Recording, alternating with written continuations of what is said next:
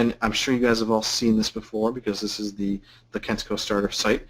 And if I load the About Me page, and all of a sudden I get this JavaScript alert, and I'll do it one more time just to make sure you guys can see it.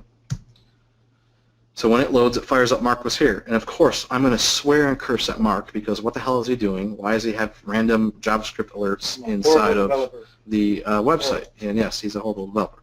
So naturally, what I would do as a developer is I would view source to try to understand where is that coming from. So there it is. Sure enough, the set timeout, after a second, it's going to pop up that alert. So we can see in the source where this problem came from. What I'm going to do is I'm just going to say, all right, where is this JavaScript? Because maybe I didn't develop the site. Maybe I'm not sure how to find it.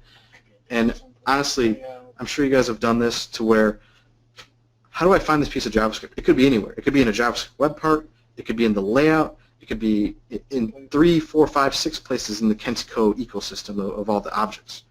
So to quickly understand exactly where it is, I can grab that script. I can come back right to search. I can pop that in here, and I can say search. And it's going to do all that work for me. It's going to go look again through all those objects and bring me back the one exact place that that script is used. So we can see it here, that it brought it back in the result. And then we can view that exact code, and we know it's now in a web part container, which, because Mark is such a horrible developer, he knows that this is a really bad idea to do this.